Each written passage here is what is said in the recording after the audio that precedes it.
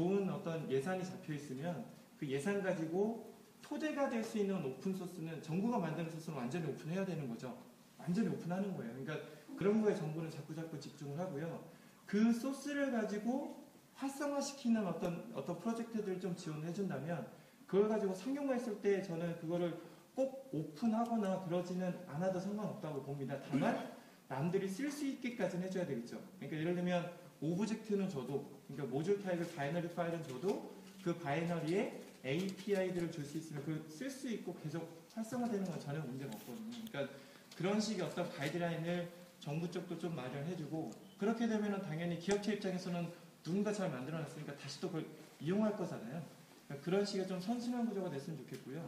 이런 것들이 제 개인적으로는 이제 초등학교, 중학교, 고등학교 이렇게 한 부류, 그다음에 이제 대학교 한 부류, 그다음에 마지막은 일반인 한 부류에서 한 3가지 파트가 좀 있었으면 좋겠고요.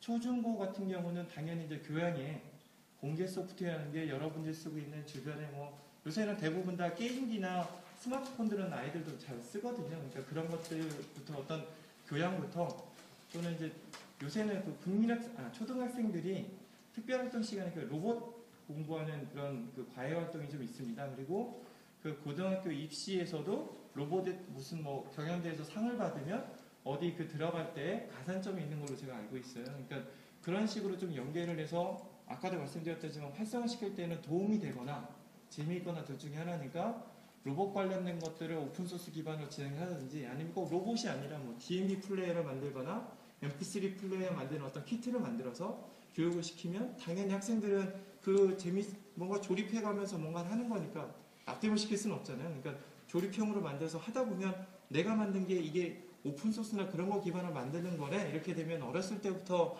자연스럽게 그런 것들 좀 접할 수 있을 것 같고요. 그게 이제 나중에 어떤 그 내신이나 이런 데 조금 플러스가 되는 어떤 가산점 요인이 있으면 저는 당연히 이거는 그 활성화 된다라고, 어떤 초석이 되는 거죠. 그 친구들이 컸을 때 공개 소프트웨어에 대한 어떤 그 방어막이나 이런 게 좀 사라지는 거니까. 그래서 그게 좀 필요할 거라고 보고요.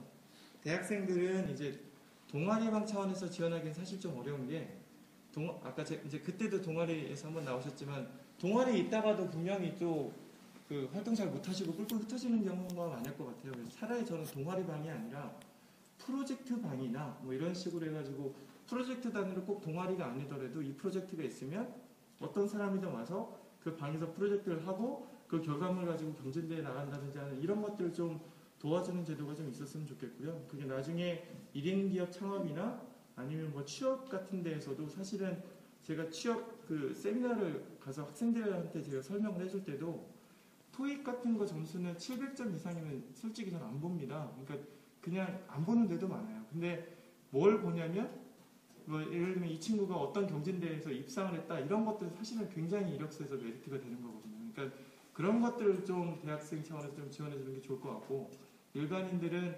오픈소스나 공개 소프트웨어 기반으로 뭔가 창업할 수 있는 아이템들을 잘 찾아서 창업할 수 있는 어떤 그런 뭐 교육이라든지 멘토라든지 이런 것들부터 해가지고 뭐 실질적인 개발자들을 교육하는 데 필요한 어떤 이런 지원들이 좀 체계적으로 되면, 아까도 얘기했지만 뭔가 활성화되려면 도움되거나 아니면 재밌거나 둘 중에 하나는 분명히 만족돼야 되는데, 꼭 그걸 리눅스라고만 보지 마시고 다양하게 우리 주변에 어떤 것들이 오픈소스가 있는지 먼저 좀 그 디파인을 해놓고 거기에 맞춰서 좀 도움이 되는 방향으로 좀 제안이 된다면 그게 좀 되지 않을까라는 생각을 사실은 좀 몇 년 전부터 계속 해오고 있는데, 그게 좀 쉽지는 않았어요. 그래서 이런 어떤 내용이 나왔을 때 한번 얘기를 해보고 싶어서 굳이 먼저 손을 들었습니다. 그리고 사실 잘생긴 차원에서는 제가 먼저 썼어야 되는데 좀 안타깝습니다. 이상 마치겠습니다.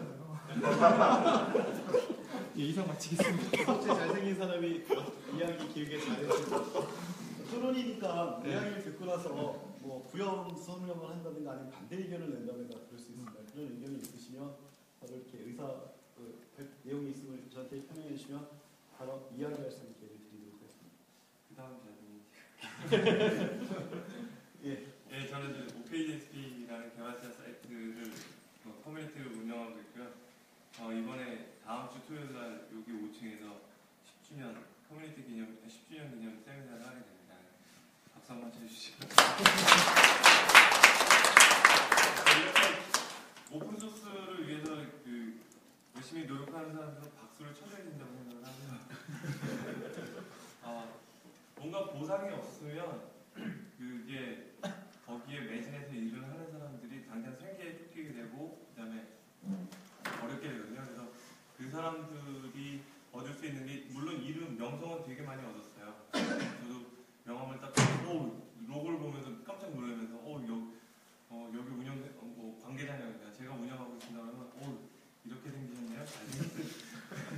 그런데 그 오픈소스나 커뮤니티를 하면서 이름은 이렇게 알릴 수 있는데 그게 바로 생계에 연결이 되는 거는 개인의 능력이거든요. 저는 능력이 많이 딸리고 상당히 많은 그 커뮤니티들이 10년 전에 자바나 뭐 이런 개발자 커뮤니티들이 굉장히 많이 있었는데 지금은 자바 커뮤니티에서는 제 사이트 하나만 거의 살아남고요. 몇 사이트는 그냥 명맥만 유지하고 이렇게 있거든요. 그렇게 된 거를 운영자들이 그때부터 지금까지 알아왔는데 그분들이 왜 커뮤니티에 소홀해지고 그다음에 그분들이 왜 그 커뮤니티가 죽도록 놔줄 수밖에 없었냐 하면 그분들이 취업을 하는 거였어요. 물론 저도 그 회사 들어가서 일을 하면서 커뮤니티가 소홀해진다 그러면 회사를 나왔거든요. 3번 나왔는데 그거에 대해서 이제 그 마인드가 바뀌어야 된다는 거 저도 시간이 굉장히 많이 필요하다는 것에 굉장히 공감을 하고 있고요. 사용자가 오픈소스 이제 좀 화제를 좀 전환을 해서 오픈소스 활성화를 얘기를 할게요. 커뮤니티 활성화보다는 오픈소스 활성화를 위해서는 생각을 해야 될 게 공개 소프트웨어나 그런 뭐 단적인 예로 맥은 오픈소스가 아니니까요. 리눅스라는 OS를 사람들이 많이 쓰게 하고 그다음에 공개 소프트웨어로 된 여기 큐브리드 대표님도 오셨는데 큐브리드 같은 데이터베이스도 많이 활성화시키고 이러려면 필요한 거는 대중적인 인지도거든요. 그러니까 아래 한글이 물론 처음에 많이 퍼져서 나중에 이찬희님이 유명하게 된 거였지만 대중성하고 그다음에 거기에 대해서 얼마나 오픈소스에 대해서 대중성을 확보할 건가 그것을 고민을 해야 된다라고 생각이 돼요.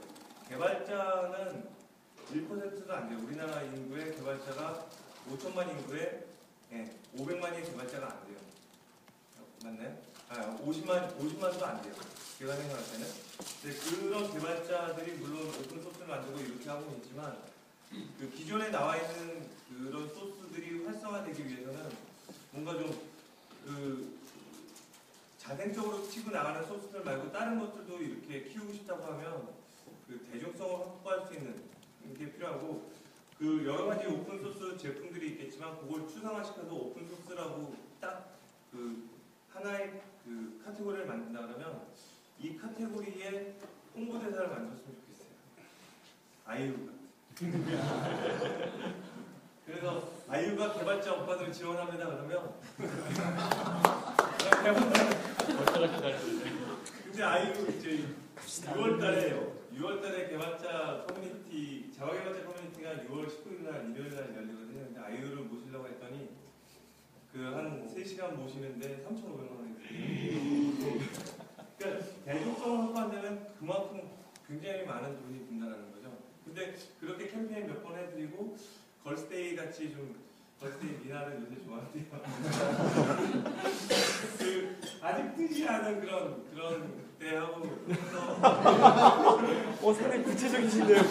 그렇게 해서 만약에 대박 터지면 우리도 이제 홍보대사가 대박이 나고 그런 식으로 해서 대중적으로 알린 뭔가 캠페인이 지속적으로 일어나지 않으면 오픈소스에 많이 프로젝트에 막 2억씩 투자하고 막 그래도 그냥 대중성을 확보한 모델 하나에 미치지 못할 거라는 생각이 들어요.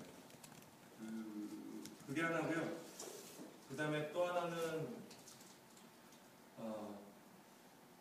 나이가 많이 들어서 다음에 얘기할게요. 일단 저는 대중성을 확보하기 위한 캠페인으로 이렇게 말씀을 드리고 싶습니다. 잠깐만. 말에서 약간 그 지금 두 가지가 좀 다르게 나온다는 거예요. 오픈 소스를 많이 쓰게 할 거냐 이런 이야기가 다른 이야기가 있는 것 같고요. 또 하나는 오픈 소스 소프트를 많이 만들어내는 분야에서 할 거냐 전혀 다른 점 같이 연계가 됐으면 전혀 또 성격이 달라지는 분야인 것 같고요. 제가 방금 말씀드린 거는 많이 쓰게 할 거냐에 대한 근데 우리나라에서 오픈 소스 많이 필요할까요? 사실 이것 때문에도 필요합니다. 사실 그 부분은 어떻게 보면 일반 사람들이 정의하기 되게 어려운 문제. 사실 개발자들의 커뮤니티가 그런 요구들에 반응할 수 있어야. 그렇죠. 예, 사실 근데 그것도 사실 어떻게 보면 중요한 요소일 것 같긴 해요. 그건 사실 대중성의 문제는 아닌 거. 그냥 좀 다른 차원이니까. 약간 그래서 논점이 활성화하는 측면이 그냥 오픈소스 활성화라기보다 개발을 거기에 필요가 있겠다. 일단 하나는 프로그램이 일단 아웃풋이 얼마나 많이 나오거든요. 종류의 문제냐, 양의 문제냐, 질의 문제냐, 자 이런 노약이 두고 하나처럼 진짜 많이 쓰긴 해요 것들.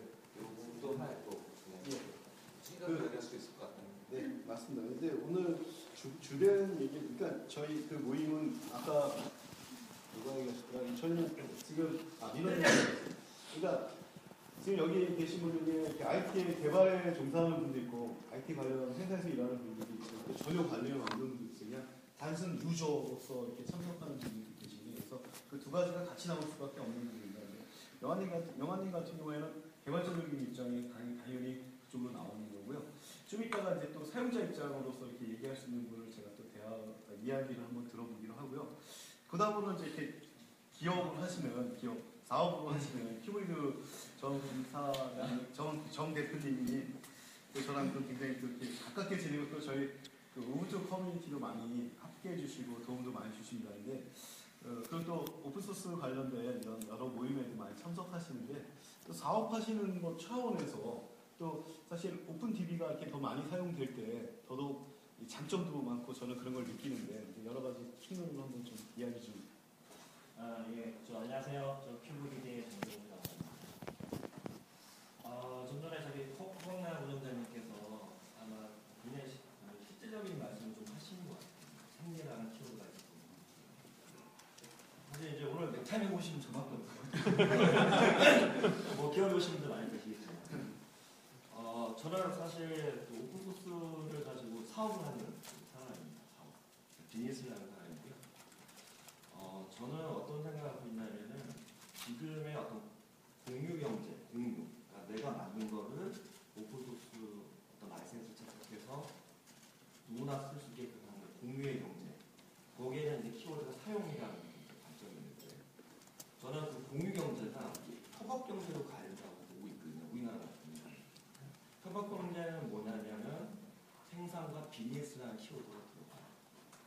그러니까는 그 협업 경제로 가면서 우리 갖고 있는 어떤 공동의 가치, 참여와 개방과 공유라는 키워드를 가지고 가면서 그 다음에 또 하나는 제품과 서비스라는 키워드가 하나 들어가고 그 다음에 수익 모델이라는 게 나와야 되고 있어요. 그런 게 되면 협업 경제가 생기는데 협업 경제로 가야지 사실 오픈소스가 제가 보기에는 선순환의 에코시스템으로